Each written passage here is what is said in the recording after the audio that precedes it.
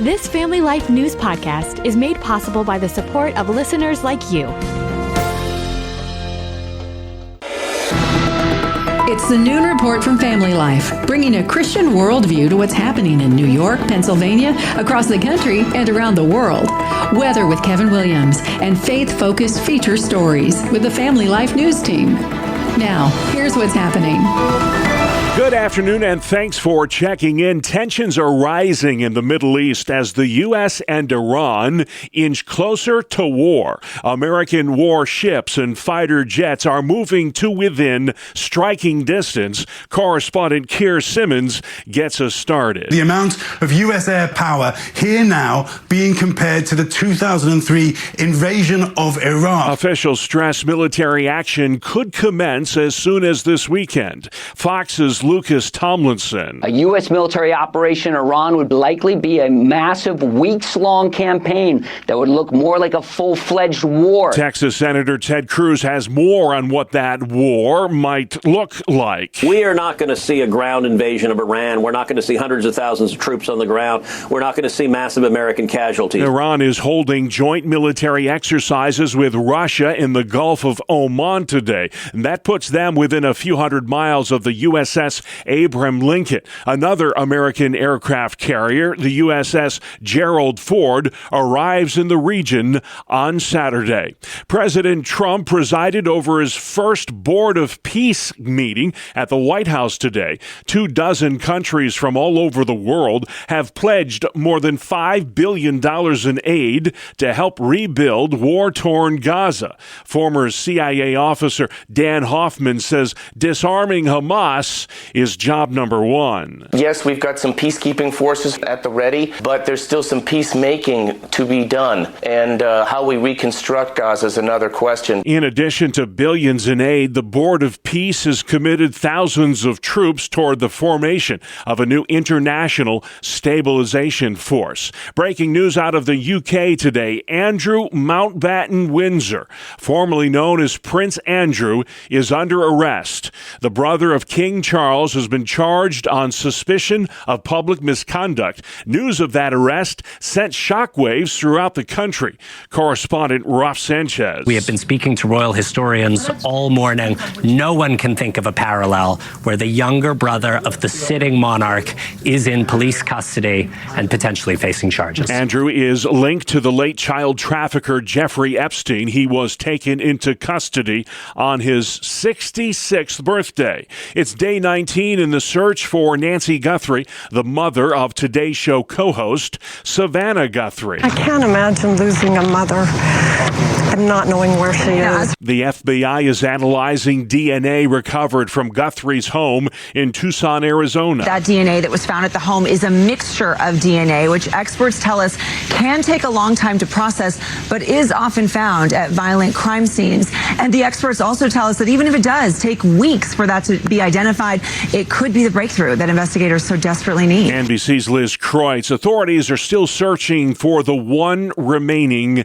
missing skier after the deadliest avalanche this country's seen in 45 years. It happened earlier this week near Lake Tahoe in Northern California. A football field-sized slab of snow slid off a mountain in the Castle Peak area about 10 miles north of Lake Tahoe Tuesday, swallowing a group of backcountry skiers. 8 skiers were killed in the snow slide. 6 were rescued. CBS's Matt Gubman. As for the recovery, officials tell us that they will not send teams back into the mountains until this weather clears. They say it is simply too dangerous, and the next fair weather date is Friday. It is the deadliest avalanche in America since 1981. A brutal windstorm across the Plains states has spawned a half dozen massive wildfires. Good night. Look at that. Oh, my gosh. Man, this is a big fire. That couple in Beaver County, Oklahoma, astonished at the sight of whirlwinds of flames called fire devils. Darlene Quinn was forced from her home in Woodward, Oklahoma. We just piled everybody in a car, and we just took off. The Lord was looking over us over here. I'll tell you that much. The wind-driven wildfires have prompted evacuations in Oklahoma, the Texas Panhandle, and much of Kansas, too. A major Manhattan hospital has stopped doing sex change operations on kids. NYU Langone made the decision after the Trump administration threatened to pull funding. Fox News medical contributor Dr. Mark Siegel. This change not only involves surgeries, it also involves the use of puberty blockers and hormone therapy is going to stop because, first of all, over 10% of children then detransition, decide they made a mistake. One of those detransitioners is Chloe Cole, an outspoken critic of so-called gender-affirming care. Over 40 clinics have chosen to either temporarily stop or permanently shut down their clinics that are perpetuating this abuse against children in their communities, and hopefully this will be followed by many more. Cole says puberty blockers have long-term negative effects on the physical and mental well-being of people who suffer from gender dysphoria. The White House is offering help to the state of Maryland, where a massive sewage spill has decimated the Potomac River. It's one of the largest natural disasters in history. 250 million gallons of sewage has seeped into that river since mid-January. It's affected more than 70 miles of waterway in the District of Columbia, Maryland, and Northern Virginia. The man who gave us Facebook came face-to-face yesterday with a jury at a landmark trial in Los Angeles. The billionaire CEO of Meta faced intense questioning by an attorney representing a now 20-year-old woman known by her initials, KGM. She alleged that using social media from a young age caused her to become addicted and harmed her mental health. Under oath, Zuckerberg pushed back on internal emails showing the company knew children under 13 used its apps and that they prioritized keeping people engaged to increase profit. Correspondent Jolyn Kent. A court in South Korea has sentenced the nation's ex-president to life in prison. Yoon Suk Yeol was convicted today of leading an insurrection when he abruptly declared martial law in South Korea a couple of years ago. American skier Michaela Schifrin struck gold in the women's slalom yesterday. Reporter Kelly O'Grady has more from the Winter Olympics in Italy. Michaela Schifrin, she scored a gold in her final race of these games. She already had a pretty disappointing games in Milan. She was coming off a Beijing games where it left so many more questions than answers about her future in the sport. But she beat the competition by a second and a half. It was incredible. Before she got on that podium, she just sort of bent down, felt the snow, kissed the medal. Schifrin is the first American woman skier ever to win 3 Olympic gold medals elsewhere at the Winter Games. Quinn Hughes shoots! He scores! He scores! Quinn Hughes in overtime wins it, and the United States will move on. The U.S. men's hockey team advancing to the semifinals with an overtime victory yesterday over Sweden. The U.S. women will go for the gold today against Canada. The puck will drop at 1 o'clock this afternoon. The Super Bowl champion Seattle Seahawks are for sale. Heather Bosch has this report. Seattle reigns above them all. NBC Sports announcing the Seahawks Super Bowl win. The team owners announcing Wednesday that the Seahawks are for sale. The move is in keeping with the wishes of late team owner Paul Allen. The Microsoft co-founder directed his sports holdings to be eventually sold off with the proceeds benefiting philanthropy. The Seahawks have been in the Allen family since 1997. Heather Bosch, Seattle. All right, Heather, thank you for that. Still to come on the Noon Report, a Thursday edition. Bird flu in Pennsylvania. Cause of that church blast, and the DMV is back in business. Good afternoon. I'm Kevin Williams, tracking our next weather maker, set to bring rain showers tomorrow and a wintry mix for some. Going to keep our eyes on the coast as well for an East Coast storm system on Sunday. All right, Kevin, we'll check back with you in about 10 minutes. Thank you very much. The up and down temperatures of late have increased the risk for ice jam flooding. It's also made it less safe to walk on the ice. Weather watchers warn the freeze-thaw cycles of late February and early March can make marching onto the ice a dangerous endeavor. Jim Brewster at the National Weather Service. As we get into March, you just want want to start staying off of water bodies that are frozen, because they can crack and go at any point that you might not be ready for. Brewster says never walk on ice near water that is not frozen solid. Ice needs to be at least 4 inches thick to hold up a human body. 5 people remain hospitalized after a church explosion in Boonville, New York, north of Utica. 4 firefighters and the pastor of that church, the Abundant Life Church, were hurt in the blast. Officials say heavy snow caused the roof to slump and damage a propane fuel line. That damaged fuel line is what caused the explosion. The Buffalo, New York Police Department has launched an internal probe now into the death of an officer's wife.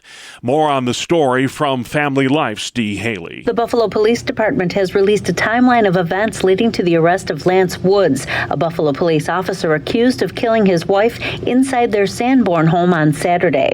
Woods has been suspended without pay as of February 16th. A captain who has not been identified has been suspended with pay pending an internal review. Buffalo police say the captain had conversations with Woods at the D District station prior to his wife's body being found. An internal investigation is underway. Dee Haley, Family Life News. All right, Dee, thank you for that. New York Congressman Nick Langworthy is calling out Democrats for refusing to fund the Department of Homeland Security over immigration enforcement concerns. Langworthy, a Southern Tier Republican, says national security is being threatened due to the fiscal impasse. I'm all for common sense reforms to how the policing is taking place, and I think President Trump has addressed some of those. They're putting body cameras on ICE agents, but they're demanding basically the entire immigration effort shut down at this point. Because DHS is not being funded, there is no money for FEMA, the TSA, the Coast Guard, or the Secret Service. Congress is not back in session until next week. Bird flu is bad this year in Pennsylvania. It's the worst avian flu outbreak since the 1980s. More than 5 million birds have been affected. Pennsylvania is the only state with an avian flu recovery fund to compensate farmers for their losses. DMVs across New York are back in business. They've been shut down the past several days. Reporter Natalie Migliori. It comes after the entire agency closed offices for a few days to undergo a system-wide upgrade. Millions of pieces of data needed to be transferred into the modernized system before it was tested by employees. Officials say offices are open and online services and phone assistance have resumed. The DMV warns a few counties may still have offices that are closed, so check before you visit. Customers are also urged to be patient during transactions since employees are still learning the new system. I'm Natalie Migliori. All right, Natalie, thank you for that. A former daycare worker is accused of abusing several children in Western New York. 24-year-old Noah Heffler turned himself into authorities earlier this month. The Rochester man had been under investigation for more than a year. Police say he abused multiple children under his supervision outside of the child care setting. Heffler will be sentenced in early April. Reward money's being offered for information leading to an arrest in the graffiti incident at the Buffalo Bills' new football stadium. The construction firm that is building that $2 billion stadium has offered $100,000 to anyone who can help catch the culprit or culprits. Erie County Executive Mark Poloncarz calls the vandalism pornographic in nature. Someone thought maybe it was a little childish prank or they're getting back at someone is a bad thing. They're impacting the cost structure associated with the facility. They're impacting people's livelihoods because they've been shut down for 2 days, which means those are 2 days workers aren't just going to be paid. Work on the stadium will resume tomorrow. About 1,500 employees have been affected by the shutdown. The stadium is around 75% complete right now. A new report shows Pennsylvania's Treasury Department is returning more unclaimed money than ever before. Details on that new at noon from Family Life's Brian Query. Pennsylvania Treasurer Stacey Garrity says the state returned a record $334 million in unclaimed property in 2025, topping the previous year's record by over $60 million. Unclaimed property includes dormant bank accounts, abandoned stocks, uncashed checks, and even the contents of forgotten safe deposit boxes.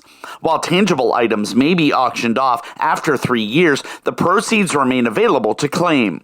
While a 2024 law allows the Treasury to automatically return property valued under $500, more than $5 billion in unclaimed property is still being held and remains unclaimed. Brian Query, Family Life News. Thank you kindly, Brian. Still to come on the Noon Report for Thursday. Iran on notice. Former prince arrested and board of peace at the White House. Welcome to Breakpoint, a daily look at an ever-changing culture through the lens of unchanging truth. For the Colson Center, I'm John Stonestreet. At last week's Munich Security Conference, U.S. Secretary of State Marco Rubio offered a statesman-like defense of the West, emphasizing the historic and religious foundations that are shared by America and Europe. He also critiqued a false and misleading view of civilizational history. The fall of the Soviet Union, Rubio said, led to the dangerous delusion, and I quote here, that we had entered the end of history, that every nation would now be a liberal democracy, that the ties formed by trade and by commerce alone would now replace nationhood, that the rules-based global order, an overused term, would now replace the national interest, and that we would now live in a world without borders where everyone became a citizen of the world, end quote. Here, Rubio was referencing, without naming, political scientist Francis Fukuyama's end of history thesis. Fukuyama had adopted Hegel's philosophy of capital H history as the record of inevitable human advancement from one age to the next. Though Fukuyama's thesis helps to explain why progressive politicians seem so obsessed with being on the quote-unquote right side of history, Rubio soundly rejected such thinking as, and I quote again, a foolish idea that ignored both human nature and the lessons of over 5,000 years of recorded human history. Such thinking, Rubio then added, has cost us dearly. Like Winston Churchill's 1941 appeal to the U.S., where he rallied the New World to partner with the Old World amid World War II, Rubio grounded a similar call in our shared heritage. I quote again, the men who settled and built the nation of my birth arrived on our shores carrying the memories and traditions and the Christian faith of their ancestors as a sacred inheritance, an unbreakable link between the Old World and the New. We are part of one civilization, Western civilization.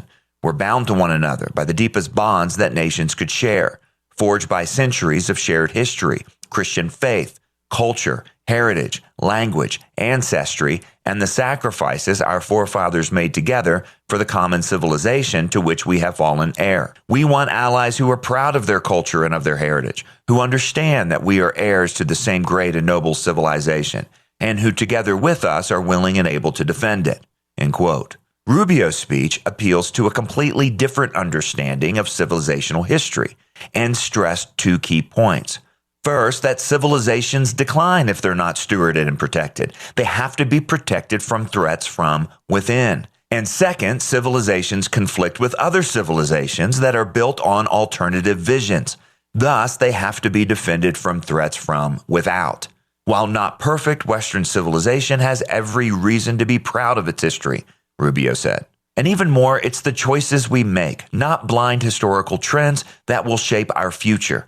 According to Rubio, quote, our predecessors recognized that decline was a choice, and it was a choice they refused to make. We in America have no interest in being the polite and orderly caretakers of the West's managed decline, end quote.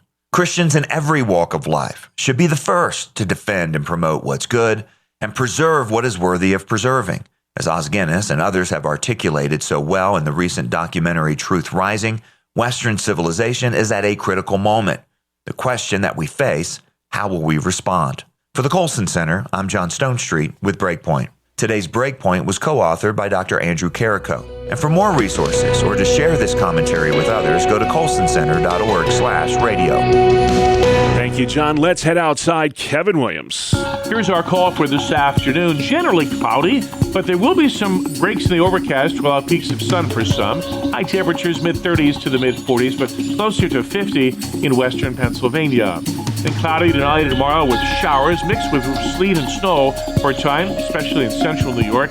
Low temps tonight 30s, high temps tomorrow mostly 40s. On Saturday, mostly cloudy, brisk, colder. Flurries across New York State. High temp Saturday, mainly in the 30s. All right, Kevin, thank you. This is the Noon Report on Family Life. I'm your host, Bob Price. Great to have you with us today. Lots to get to Thursday, February 19th. Some breaking news to start out of the United Kingdom. Former Prince Andrew, the brother of King Charles, arrested today in connection with his ties to the late child trafficker Jeffrey Epstein. We get the latest from CBS News correspondent Ramy Inocencio. Incriminated again in the Justice Department's most recent release of Jeffrey Epstein's emails, Andrew Mountbatten Windsor was arrested at Sandringham, the private estate of his brother King Charles, about 3 hours north of London. On suspicion, Andrew, as trade envoy in the 2000s, shared confidential information with Jeffrey Epstein about investment opportunities around the world. British police took the disgraced ex-royal into custody on his 66th birthday. King Charles released a statement saying the law must take its course. War with Iran could happen as soon as this weekend. U.S. forces are massing as a peace deal remains elusive. Reporter Kevin Cork. The U.S. may be a lot closer to a major war in the Middle East than a lot of people realize. CBS's Charlie D'Agata. This is moving very quickly. So U.S. officials we spoke to said they're preparing for every contingency. We'll be ready to strike as soon as Saturday. One senior advisor to the president says there's a 90% chance we go to war with Iran. Former NATO ambassador Matt Whitaker says the boss is getting fed up. All the decisions are in the hands of President Trump. He has all the options that he needs. The saber rattling comes after nuclear disarmament talks wrapped up this week in Geneva. Press Secretary Caroline Leavitt. Iran would be very wise to make a deal with President Trump and with this administration. 2 U.S. aircraft carriers have moved to within striking distance of Iran. President Trump hosting the first meeting of his so-called Board of Peace at the White House today. The U.S. is contributing $10 billion to that Board of Peace. It's tasked with rebuilding war-torn Gaza. Reporter Aaron Navarro. You have many European countries who are skeptical of the Board of Peace, who feel that it is trying to usurp the purpose of the United Nations. More than 24 countries have pledged $5 billion toward reconstruction of Gaza. They've also committed troops toward the formation of a new international stabilization force. An avalanche rescue mission has turned into a recovery effort in the Sierra Nevada mountains of Northern California. NBC's Morgan Chesky spoke with a first responder who's searching for one skier who remains missing several days after that snowslide. How would you describe the effort to save these folks? It's a lot. I mean, this is a pretty significant snowstorm. You know, up at that elevation, they're looking at, upwards of 5-6 feet of snow. And so just to get through that snow with snow machines or on skis would be a big task. So far, 8 are confirmed dead. 6 have been found alive. It's the deadliest avalanche in this country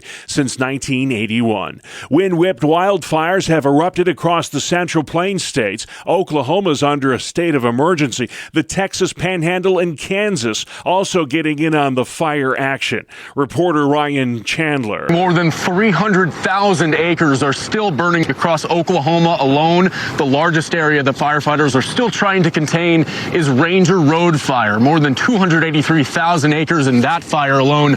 Only 15% contained. Still scorching an area more than 300 times larger than Central Park. A landmark trial involving social media addiction in kids continues today in Los Angeles. Attorney Matthew Bergman, who's representing hundreds of plaintiffs in the class action lawsuit, calls the trial a momentous event. It was something that for years a social media company never thought would happen.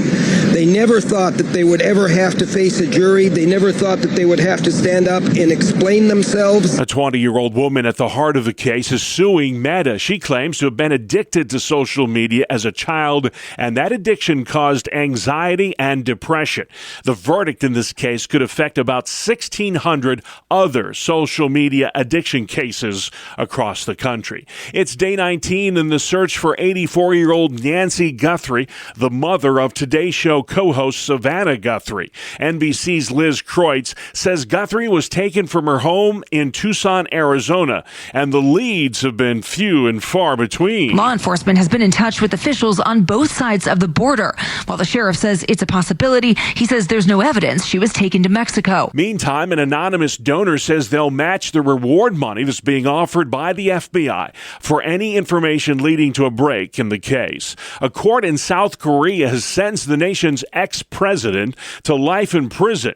Yoon Suk-yeol was convicted today of leading an insurrection when he abruptly declared martial law a couple years ago. The judge did say that Yoon is someone who had damaged South Korea's fundamentals in the democracy, but the most important thing is that Yoon had sent troops to the parliament with the intention of suspending the democracy as well as arresting the lawmakers, and this is really the deciding factor. President Trump will be in Georgia today to sell a positive message about the economy. He'll be visiting a local steel mill and delivering marks on the cost of living. The 3-day tour will include stops in Rome, Gainesville, and Dalton, Georgia, an area formerly represented by Republican Marjorie Taylor Greene, who is now a staunch critic of the president. NASA's second dress rehearsal is underway for the Artemis II mission. If all goes as planned, it could pave the way for 4 astronauts to travel around the moon. Launch teams will fuel up the 32-story tall rocket and hope the fuel leak that ended last month's test prematurely is now fixed. If so, NASA could launch Artemis II and its 4 astronauts on a trip around the moon as soon as March 6th. The flight would take its crew some 5,000 miles beyond the moon before looping around the far side and sending it back to Earth, the farthest any human has ever been into space. And a successful flight would mean another step toward a lunar landing as soon as 2028. Peter King reporting. You're tuned in to the Noon Report for Thursday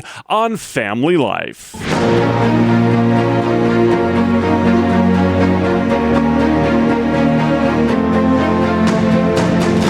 This is Faith Under Fire. We take you straight to the front lines of religious battlegrounds. I'm your host, Sarah Harnish. With me today, Jerry Dygert. We're talking Turning Point USA.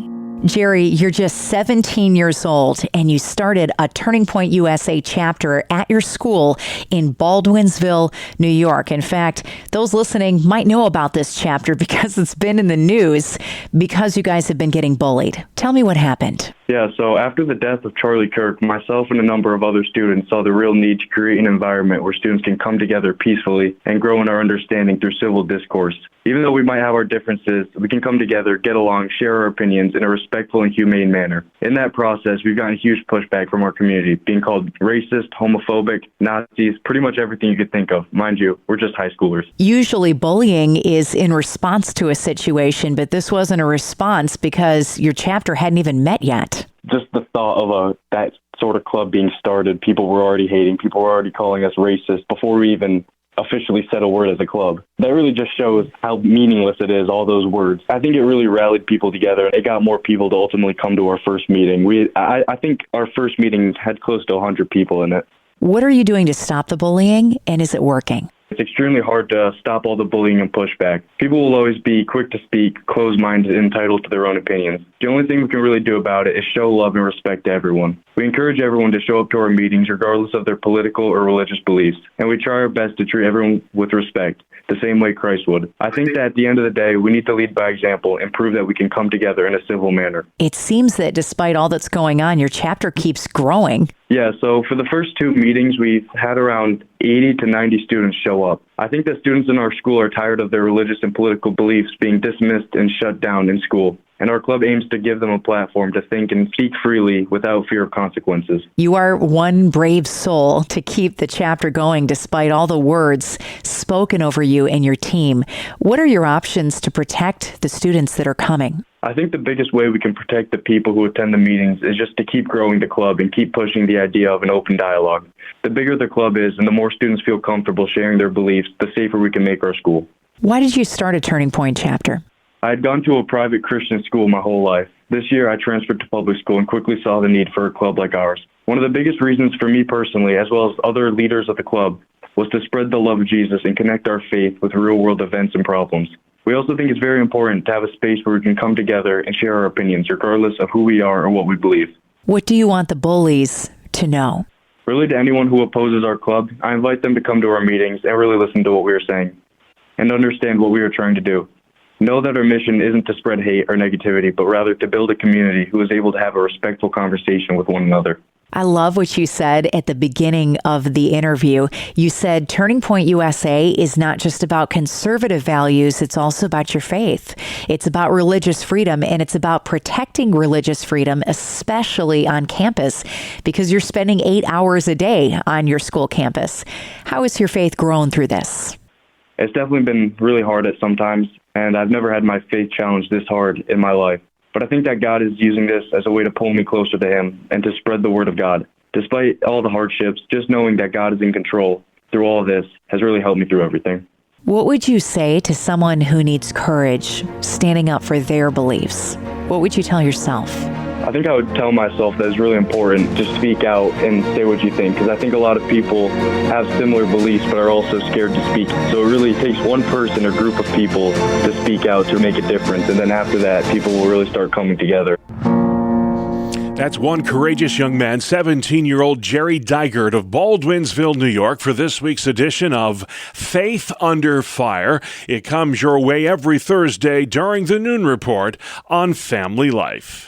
Good afternoon. I'm Kevin Williams, tracking our next weather maker, set to bring rain showers tomorrow and a wintry mix for some. Going to keep our eyes on the coast as well for an East Coast storm system on Sunday. Mostly a miss in our area, but it could clip eastern parts, and there'll be some wraparound lake flakes for some regardless. Here's our call for this afternoon. Generally cloudy, but there will be some breaks in the overcast to allow peaks of sun for some. High temperatures mid-30s to the mid-40s, but closer to 50 in western Pennsylvania.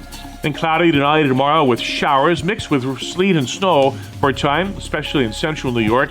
Low temps tonight 30s, high temps tomorrow mostly 40s. On Saturday, mostly cloudy, brisk colder, flurries across New York State. High temps Saturday, mainly in the 30s. All right, thank you very much, Kevin. Finally at noon, they go together like peanut butter and jelly. We're talking chocolate and mint, and that's a good thing because today is National Chocolate Mint Day. Correspondent Bree Tennis. The lack of love for chocolate mint may be because you don't know why it's so good. It has a rich history in the UK dating back to the 16th century. Chocolate mint ice cream was actually created for Princess Anne's wedding back in 1973, and Thin Mint cookies have been a Girl Scout top seller since the 50s. Yet only 46% of us reach for chocolate mint. But you have the power to change that today. I'm Bree Tennis. All right, thank you very much, Bree. And just like that, our time is up. That's our world, the world we live in. Thursday, February 19th. I'm Bob Price. Family Life News. You've been listening to the Noon Report, heard weekdays on Family Life. Thank you for listening. Thank you for listening to this Family Life News podcast. If you've been encouraged by what you've heard, please share it with others and click the subscribe button to automatically receive future episodes. Family Life is a listener-supported ministry. Podcasts like this are made possible by your financial partnership. Find out more at familylife.org.